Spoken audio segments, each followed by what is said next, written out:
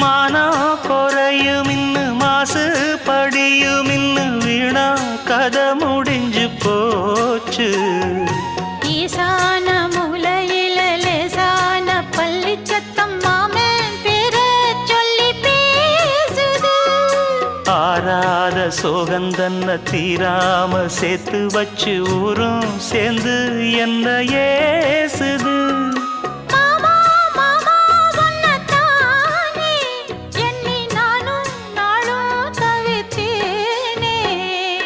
கூண்டுக்குள்ள என்ன வச்சு கூடி நின்ன ஊற விட்டு கூண்டுக்குள்ள போனதென்ன கோலக்கிளியே.